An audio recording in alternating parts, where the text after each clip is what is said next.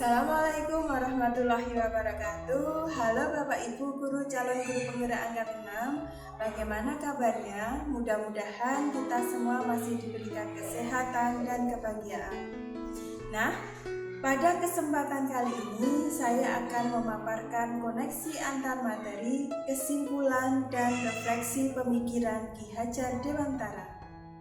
Saya akan merefleksi diri saya melalui 3 pertanyaan.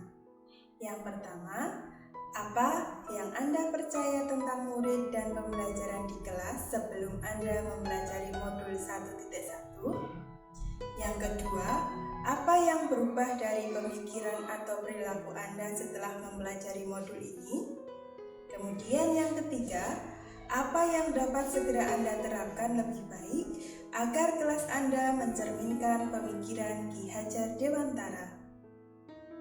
Sebelum belajar modul 1.1a, dalam pembelajaran, saya mengutamakan pada target kurikulum sehingga pembelajaran terfokus pada ketercapaian materi.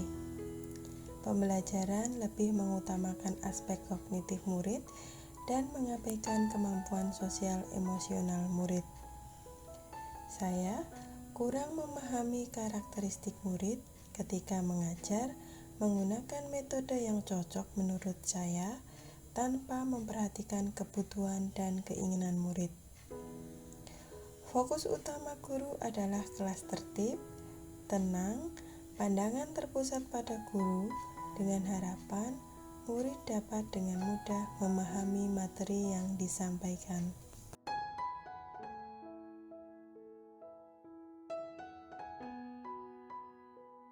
Setelah belajar modul 1.1a, saya tersadar bahwa pendidikan adalah proses menuntun segala kodrat yang ada pada anak-anak agar mereka dapat mencapai keselamatan dan kebahagiaan.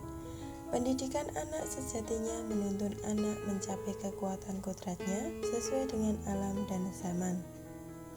Menyadari peran pendidik sebagai pamong dalam memberi tuntunan dan arahan agar anak tidak kehilangan arah dan membahayakan dirinya. Seorang pamong dapat memberikan tuntunan agar anak dapat menemukan kemerdekaan dalam belajar. Bermain adalah kodrat anak. Permainan anak dapat menjadi bagian pembelajaran di sekolah. Setiap murid memiliki karakter yang unik, maka sebagai seorang pamong perlu melakukan asesmen diagnostik awal agar pendidikan bisa berpihak pada murid sesuai dengan kemampuan, bakat, dan minatnya. Dalam proses menuntun, kita menebalkan laku anak hendaknya disesuaikan dengan kekuatan konteks sosiokultural. Penerapan pemikiran Ki Hajar Dewantara di kelas. Setiap murid itu unik, maka saya harus segera melaksanakan asesmen diagnostik awal untuk pemetaan kemampuan, mengetahui karakteristik siswa, gaya belajar, bakat, dan minat murid, sehingga pendidikan menjadi berpihak pada murid.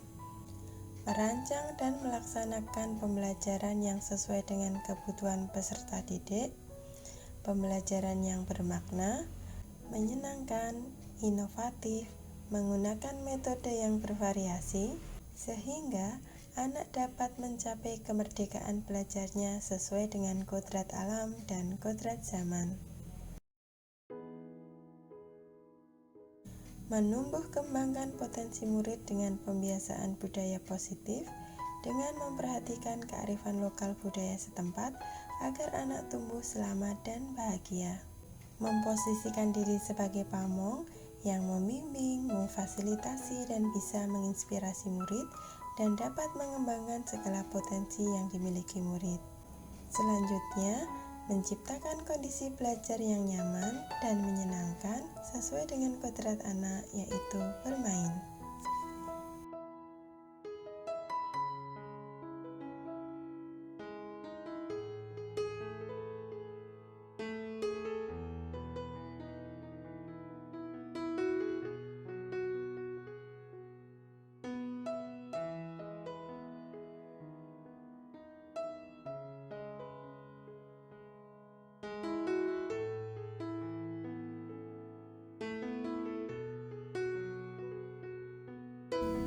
Setelah melaksanakan refleksi diri, maka saya dapat menyimpulkan pemikiran Ki Hajar Dewantara antara lain.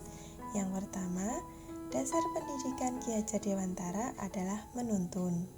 Berikutnya, merdeka adalah kodrat anak, merdeka lahir, dan merdeka batin. Kesimpulan yang ketiga, bermain adalah kodrat anak. Selanjutnya, pendidikan berpihak pada murid. Pendidikan menebalkan laku anak dengan kekuatan konteks diri anak. Pendidikan menebalkan laku anak dengan kekuatan sosiokultural. Kesimpulan yang terakhir yaitu perpaduan harmonis antara budi pekerti, watak, dan karakter. Ibu Bapak, demikian tadi pemaparan saya tentang koneksi antar materi pemikiran Ki Hajar Dewantara. Semoga bermanfaat.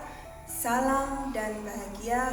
Wassalamualaikum warahmatullahi wabarakatuh.